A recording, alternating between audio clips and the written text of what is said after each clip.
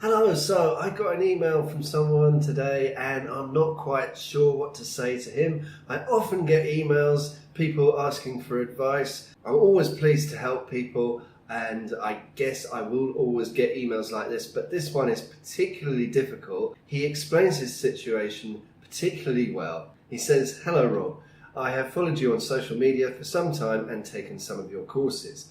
I'm always amazed by how you have made things work and followed your own path." This is a really nice thing to say. It makes me feel a little bit uneasy that he's followed me on social media. He's maybe got the wrong impression, I don't know, but then again, I am following my own path. I am really happy. Things are great for me at the moment, but you can't really compare yourself to me. I'm not saying he is. It's really interesting about what he says next. "I am 41 with a young family and a mortgage. I am studying project management whilst working full-time as a project coordinator. When I was 35, 36, 37, when I started up my business, now that's really old, I had really bad jobs. I wasn't making much money at all. I think this is really important. This guy is married with kid and a mortgage and a house and a proper job, and he's studying a vocational qualification. So it's completely different lifestyle, really. And he needs so much more money to substitute for what he has at the moment. I didn't need to make much money with my business at first. And of course I did it for 2 years whilst I was working as well, making the transition from job to freedom really easily. And I valued freedom higher than I did money. And I continue to do so today." So he goes on to explain about what must be a tricky time at work. He says there's not enough staff and customers are getting frustrated. The pressure is intense.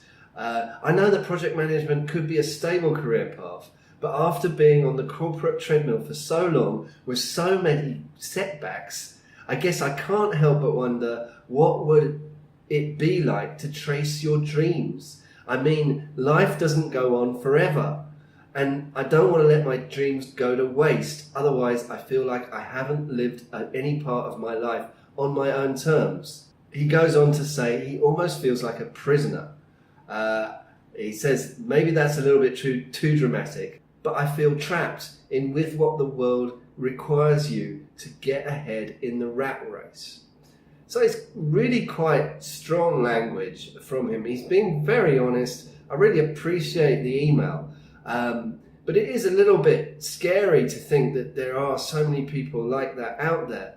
I mean, I guess I did feel the same if I think back to when I was in my mid-30s. Although I have to say, I wasn't so serious, again, about work anyway.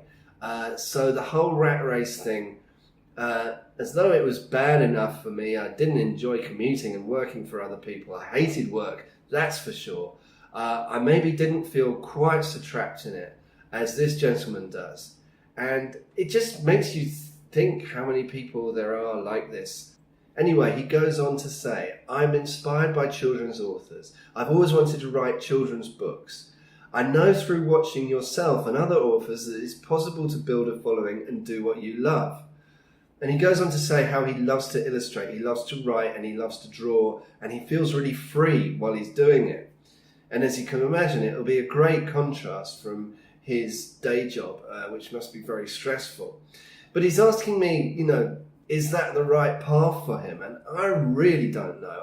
I honestly don't know. I mean, yes, I've written books and they've not made me much money. I mean, it's very difficult, I think, to make money from books these days. And I think children's books is probably worse. I don't know. Maybe you can charge more for books with illustrations, but then again, the printing costs will be more expensive. So I really don't know. And he's talking about the audience. Well, I built an audience over 10 years and I make more money from the video courses I make, definitely, than I do the books. The last thing he says, "What are your thoughts? Is it worth following your dreams? How would I fit it all in with study and life?"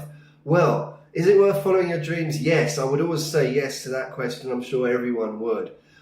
Whether this is the right thing to do, I don't know, but do it. Definitely do it. because if you try and fail, it will teach you so many lessons.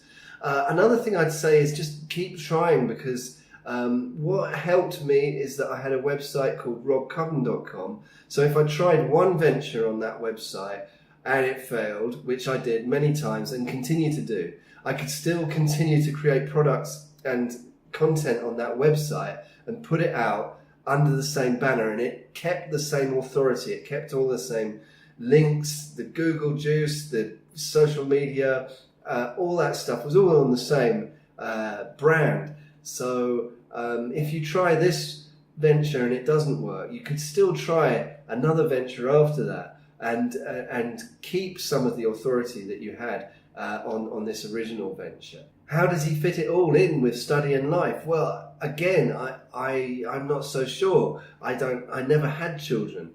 I did have a wife and a mortgage and a job, and I started a business. I guess I worked quite hard, and I guess I had to juggle a lot. I can't quite remember that it was so terribly bad that I never had any time to do anything else. Is it possible? Yes, it is. I'm not plugging one of my books, but this book I wrote is one of the least successful books I wrote. It is the least successful. I just checked on Amazon. I don't know why, because I worked very hard to do it. But it's about how to leave your job and work for yourself. Well, it actually says work for yourself and then leave your job, because, of course, do two things at once, as he's talking about there.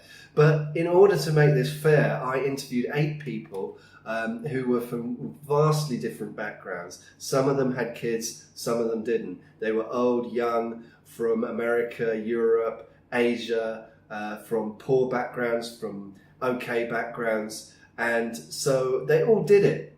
So is it possible? Yes, it is. Of course it is. There are guys that have had 4 or 5 children who have managed to leave their jobs and start businesses. There are women alone with children who've managed to start businesses. So of course you can do it. And the question is how? Well, I don't know, because we're all different and we all have different businesses inside us waiting to come out. The best thing is just to start. The best thing is to do it, because if you do it and fail, you learn loads and it makes it easier next time. So just keep on doing it. I think that's the best advice I can give. Thanks very much for watching. What would you say? What would you say to this guy? I know this is a bit of a weird video, but I really didn't know how to reply to the email, so I just thought I'd make a video instead. My name's Rob Cubbon. I'll see you in another video.